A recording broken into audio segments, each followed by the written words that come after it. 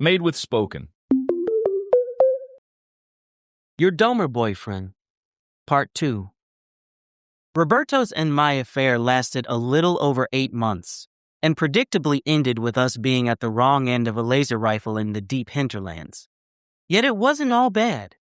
Roberto did show me a good time, and he never once acted like he was ashamed of me. You see, I'd had Domer boyfriends before, and although they were quick to profess their undying love behind closed doors, they were far from enthusiastic in public. If they did deign to take me anywhere where their Domer friends might actually see me, they always spoke with me beforehand to make sure I was properly prepared. "Tengo," they gently say, "do you think you could go light on the eyeshadow? Could you save the gold lame gown for another time?" And depending on how good-looking and good in bed they were, I would either dump them immediately or shamefully comply. Roberto never insulted me with such bullshit. We went to Danube, we went to office parties, we went to the opera, and I could dress any way I damn well pleased. If I chose to tone it down, it was truly my choice. Whenever we were together, Roberto always acted like I was the light of his life. He wanted me for me. And in turn, I helped Roberto find his precious Eden. Well, kind of. It was far from what either of us expected. Once we began our nearly weekly expeditions deep into the 10th zone, I realized if Eden was there to be found, Roberto and I would be the ones to find it. Most people searching for Eden either skimmed the thick mist in dilapidated shuttles, looking for a miraculous clearing, or blindly hiked into the hinterlands, hoping to get lucky enough to stumble upon it. Roberto was more organized. He had a topographical map of the hinterlands he divided into a tidy search grid. Every outing we'd cover exactly 1 square of that grid, no more, no less, and we'd mark that square done so we'd avoid going in circles. Roberto had access to a commercial-class shuttle and had the license and skills to fly one. He also had access to a ton of high-end scientific equipment. And he had me. I knew where the homeless camps were, I knew where the bandits hung out, and I had a local's knowledge of the lay of the land. Now, it was useless, even in a commercial-class shuttle, to try to locate Eden by conventional sensor. If Eden was anything close to the secret lush paradise Roberto believed it was, Dr. Ruby would have cloaked it so it wouldn't register on a normal sensor. So Roberto didn't use conventional sensors. Instead, he kept track of things like air quality, ground temperature, clean water. He figured if Dr. Ruby had truly rehabbed the place, there would be environmental markers to indicate that. We had been painstakingly searching Roberto's grid for several months when we came upon a lake. By then, we were so deep into the hinterlands, I wasn't sure where we were anymore. We might as well have fallen off the edge of the world. There were no camps or bandits to be seen. I was positively exhausted, so I sat on the ground and kept watch while Roberto tested the water. Believe it or not, I actually loved to watch him at work. I could tell he was good at what he did. He brought the same passion and precision to science as he did with me in the bedroom. Usually all water tests in the hinterlands yielded the same miserable result. The body of water was functionally dead or close to it. Dead meant it was no longer capable of supporting a viable ecosystem. But that night, I could tell by the cautious smile on Roberto's face that the water in this lake was different. When he finally announced his results, that tentative smile became a full-on grin. "Tengo," he whispered excitedly. "This lake is alive." "What make is it?" I asked, since, as far as I knew, there weren't any lakes that deep in the 10th zone. "I don't know," he said. "It's not on my map." Though he was trying his damnedest not to show it, I could tell he wanted nothing more than to break out in a happy dance. "So what do we do now?" I asked. "Do we tell someone?" "No. We walk alongside this lake and we see if we run into something." I forced myself upright. I have to say I was not a big fan of this course of action. It was already late and I had to open the shop in the morning. Who knew how big that lake was? And what would we do if we actually found something? Presumably the barons would not like us encroaching on their private world. Nope. I did not have a good feeling about this. At all. But Roberto quickly gathered his equipment and trudged on like a man possessed, determined to find his prize. It was all I could do to keep up with him. We had been walking for about a half hour when we came upon two nondescript cottages. They appeared to have been built relatively recently, and at least one of them was occupied. There was a tiny single-passenger shuttle parked in the cul-de-sac in front. Neither cottage seemed fit for a baron. They weren't big or fancy. There were more impressive houses in the slums of U9 West. And this is the part where the laser rifle comes in. I was about to check out the cottages when I heard the subtle hiss of a weapon being engaged behind me. I stopped, cocked my pistol, and spun around. There in the misty night stood a tall, lean figure in a silver Haz suit with their rifle pointed straight at me. "Not one step more, motherfucker!" They yelled in a southern accent so thick it didn't even sound real. I immediately complied. "You too, asshole!"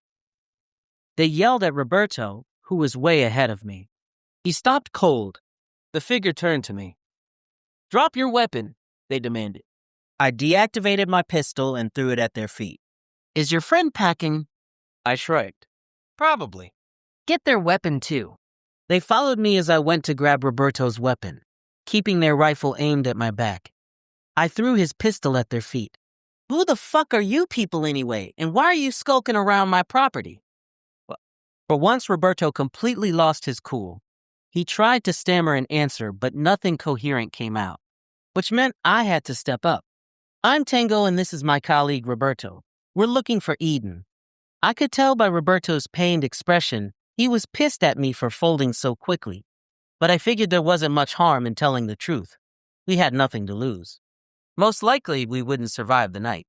That's when our tormentor nearly doubled over in a fit of laughter. Definitely not the reaction I expected. "You conspiracy buffs just slay me. Here you are on the outskirts of East Bumblefuck, risking life and limb, chasing a goddamn rumor. Do you know if I smoked your sorry asses right now, no one would ever find you? Well, if you plan to kill us," I quipped, "please be quick about it. The suspense is exhausting me." "Guess what, smarty pants? You found it. This is Eden." Roberto and I were very confused. This was Eden? The way Roberto had described it, I had expected it to look like a resort from the golden age of Hollywood. This was sorrier than a kid's summer camp. Roberto finally found his voice. "If this is truly Eden, tell me, how did you get the lake to live?" Let's see. How did Willie get the lake to live? Credits, research, and patience. Especially patience. It wasn't magic, if that's what you're thinking. It's taken over 20 years for that overgrown puddle to become self-sustaining. "Who the hell are you?" I asked. "Lillian Ruby, Ray Cantor to the masses. Lillian Ruby is my brother. When I'm not on tour, I live here." She finally lowered the rifle and relaxed a bit. "Would you like me to show you around? There's not much to see, but seeing as you came all this way to visit." There was so much to unpack in her response, I didn't know where to begin. Was the imposing figure in the silver Haz suit really the one and only Ray Cantor, Crescent Queen of the Blues, whose gravelly contralto had been the soundtrack to so many of my heartaches? And Ray Cantor was Lillian Ruby's sister? And she was seriously going to give me and Roberto a tour and not kill us on the spot? Sure, ma'am," I stammered, suddenly starstruck. "Aw, you're cute, honey," she purred. "If we weren't all geared up, I'd pinch your chubby little cheeks." She started walking in the direction of the cottages. "Come on, boys, follow me." Raylene wasn't fibbing. There wasn't much to Eden. There was the cottage where she lived, the cottage which housed Dr. Ruby's lab in a small apartment. Another smaller cottage where Dr. Ruby's mother used to stay when she was alive, that now served as Raylene's home studio, a garden, and the greenhouse. Oh, and there was the Living Lake experiment, which Dr. Ruby had started over 20 years ago. There were no hot tubs, no mansions, no swimming pools, no palm trees. Not that palm trees had ever been native to the Crescent. She led us through decon and invited us into her cottage. The inside was rustic with hardwood floors, vaulted ceilings with exposed wooden beams, and dark paneled walls. The tools of Raylene's trade, her many instruments, took up the bulk of the great room downstairs. There was an upright piano, several custom guitars, a banjo, a dobro, and a fiddle. A kitchenette was in the far corner. Roberto and I sat on the sofa while Raylene brewed a pot of coffee. That was a good thing because I could tell this was going to be a sleepless night. When Raylene removed her headgear, it was quite plain she was who she said she was. Her lips were still stained with the 5-alarm fire engine red lipstick that was Ray Cantor's trademark, and she really did look like a laid-back hippie cowgirl version of Lillian Ruby. Also, it looked like she might have been the woman standing next to David Grove in Roberto's video of proof. Turns out Roberto and Raylene had met before. As soon as Roberto removed his headgear, the tension between the two was palpable. When she handed Roberto his mug of coffee, that tension spilled into the open. Seriously, Roberto, after all Lily has done for you, this is how you repay him? As soon as I dropped my headgear, she recognized me too. Oh, so you're the guy who owns the shop in 4 East that caters to video gamers and crime overlords. Lily's patronized you often. She glanced at Roberto and then me. Is that where you lovebirds met? I blushed. Dang, the woman had read us well. Then I said, I don't recall Lillian Ruby ever being in my shop, and I think I'd remember such a thing. No, you wouldn't, Raylene countered. Not unless Lily wanted you to.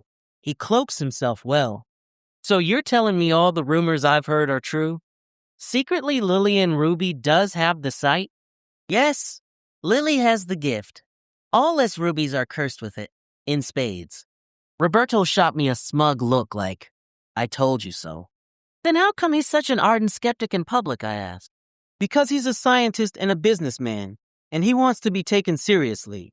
And because our grandmother drilled into us that having the site doesn't make you God. All it does is give you a little extra data to work with. You still need discipline. You still need knowledge. And most importantly, you still need a conscience. On the word conscience, Raylene shifted her gaze between Roberto and me, implying we were sorely lacking in that department. I felt like I'd been called into the principal's office. I'm sorry we were trespassing, I said. Then, how long had you been tracking us? Oh, tonight. I'd been following you two pea-brains for at least 30 minutes. But I've been tracking your search for the last few weeks. Unlike most Eden hunters, you've been very methodical. I figured you'd stumble upon the place eventually. So, her eyes darted from me to Roberto. Are you disappointed? Not the hidden Baron's paradise you expected? That's when Roberto finally said something. And none too soon. I was getting tired of shouldering the load. No, it is not how I pictured Eden. But it is a phenomenal achievement nonetheless. The living lake especially, but the whole compound is amazing. The outside ambient air quality is astounding. Not perfect, but it rivals that in the inner zones. And all in a D6 plus rated area to boot. You say it took Dr. Ruby 20 years? Raylene nodded. Yep, 20 years and change. And a lot of money. A whole lot of money. No miracles here. I'm sorry I did not fully trust Dr. Ruby. I am humbled by his achievement. Then Raylene's eyes narrowed. Tell me, Roberto, was finding this private laboratory worth it to you? Was it worth that young woman's life? Silence. Roberto looked thoroughly confused, and I have to admit, I was too. I don't understand what you're talking about, he finally said. Roberto, she began with a sigh. You knew when you let Lily take that sample out of the jungle, you were setting shit in motion. You read him deeply enough to know he would successfully cultivate that plant and discover its secret. You knew he would go on to use that knowledge to try to help others. And you knew how much the royalties you would earn from whatever miracle drug resulted from his research would be worth to your tribe. But you also knew your tribal council was a bunch of sticks in the mud who would initially refuse any deal Lily's company tried to make with them, no matter how fair. Suddenly, Roberto grokked what Raylene was so angry about. The contest was not my idea. That was all the tribal council. But once the contest was in motion, you did nothing to stop it. And you knew exactly why Lily put everything on the line to volunteer. He was the only one present at that initial summit who had a chance in hell of winning. And he did win, Roberto insisted. He saved the chief's daughter. The council agreed to give him the rights. Raylene burst into angry tears. But obviously you didn't read everything. Because if you did, you would have realized Lily meant everyone in that hut to survive the night. But the woman from Grove Pharma died. And because of that, Lily's so-called victory is bittersweet. From the beginning, he planned to save both the chief's daughter and the woman from Grove, but the potion you gave him was so potent, and the daughter's illness was so novel and grave, and he was so much older. He just didn't have enough in him to heal everyone. He tried to keep the Grove woman's airway clear until he could get back to her, but he collapsed before he made it. Fuck. Now I was crying too. Raylene concluded. Roberto, you broke his heart. Then she thought, you reminded him of what he considers his first failure. What first failure? I asked aloud, since as far as I knew, Dr. Ruby hardly failed at anything. Raylene replied, you know our father succumbed to an environmental cancer. I nodded. Of course I knew. That knowledge was part of Crescent folklore, and Dr. Ruby eventually channeled his grief into synthesizing the soil rehabilitator that led to the founding of Ruby Biotech. Lily tried to heal him too, but Daddy cloaked his illness until it was too late. That, and he was hardly home. He was stationed on the rig for 6 weeks at a time. How old was Dr. Ruby when this happened? I asked. He'd just turned 12. Well, that factoid hit me like a bomb. Somehow, I'd always thought Dr. Ruby's father died when he was a teenager. Then Raylene leaned back in her chair, wiped her face, and turned her withering gaze back to Roberto. Damn, she said with a slight smile. I've been meaning to rein your sorry ass out for years. She shook out her shoulders and arms like a prizefighter getting loose between rounds. Lordy, that felt good to get off my chest. Silence. Raylene had momentarily tuckered herself out. I couldn't think of anything intelligent to say, so I kept my trap shut. Roberto was harder to read. His jaw was a little tight, but otherwise his expression was blank.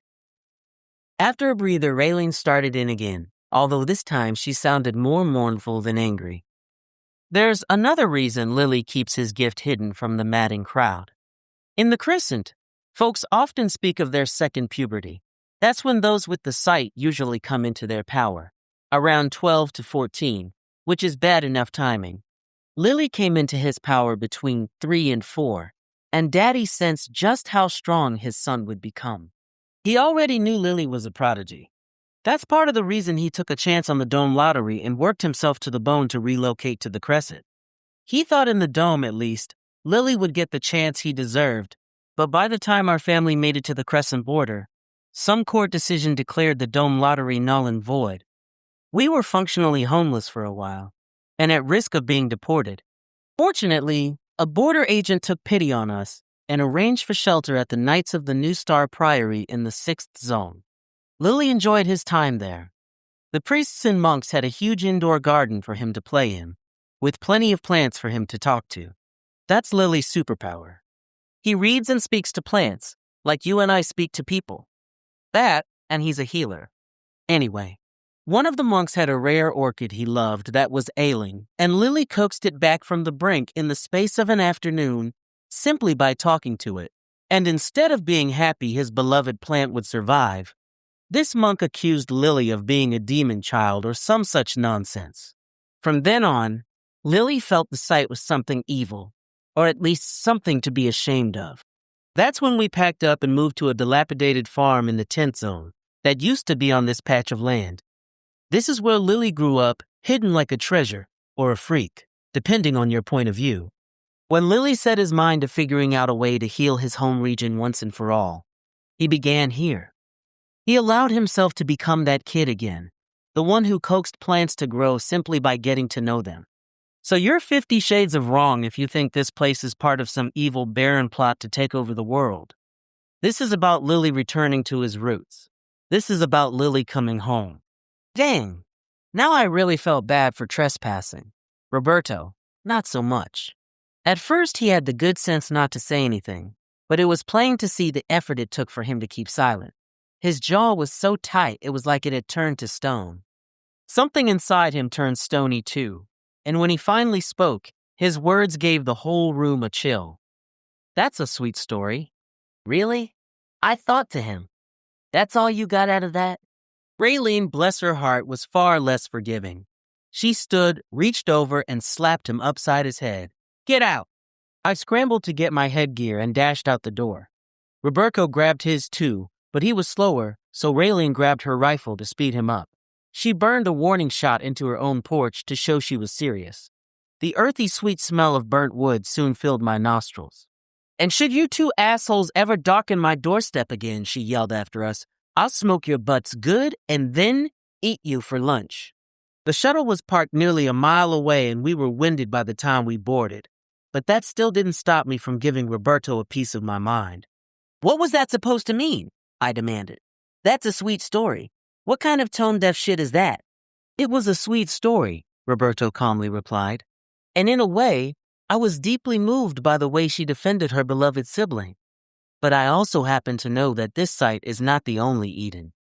Lillian Ruby has similar outposts hidden all over your pathetic continent. And my sources say the results at the other sites in some cases are even more impressive. But soon Lillian Ruby will have to put all his cards and credits on the table.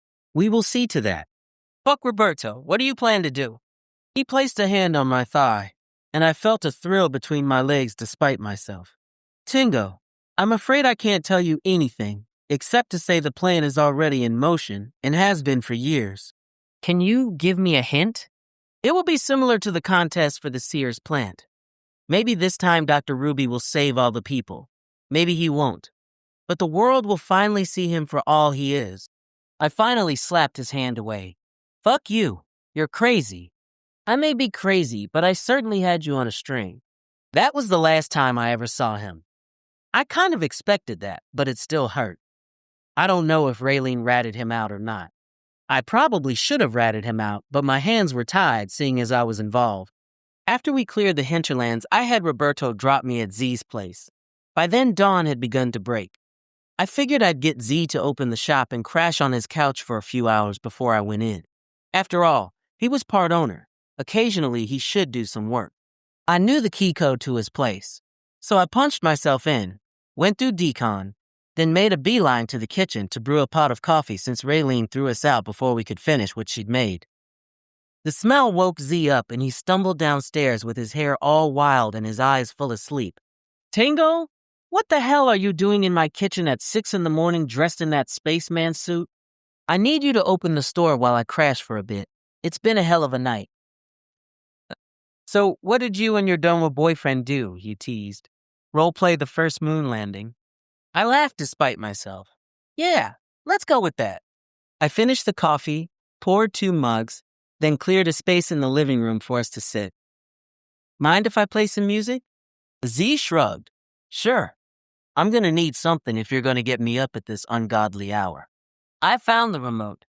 "Play Ray Cantor," I said. "Oh, I see what's going on," Z said. "Your Domer boyfriend done dumped your ass." Strangely, the song that played wasn't one of the Queen's countless songs about love gone wrong. It was Prayer, a song she wrote in her hotel room in the London Free Zone, not too long after Hurricane Callie ravaged the deep outside. She was on tour and felt awful about being out of region while her home was falling apart. Though she contributed countless credits to the relief effort, it tore her up that she couldn't be there on the ground. I knew the words by heart. "Little brother, please grow strong. The road ahead is rocky and long. The fields are barren, and the clouds hang fat with doom. But, little brother, don't grow hard. A suit of armor will only get you so far. Remember to smile, and give your heart some room." Was that what had happened to Roberto? Had he grown so hard fighting whatever righteous war he was waging that he'd lost his heart? I was too exhausted to figure it out, and the woeful wail of Raylene's voice combined with the memory of her throwing us out of Eden proved too much to bear. I just started bawling. "Damn Tengo," Z said. "What did that Domer asshole do to you?" "It's not that, Z," I croaked between sobs. "It's that I helped set something truly awful into motion tonight, and I don't know how to stop it." Z didn't ask what happened. He knew not to push. He just pulled me close and kissed my forehead. "Don't worry, Han. We'll figure it out. We always do." Professional audiobooks in a click. Spoken.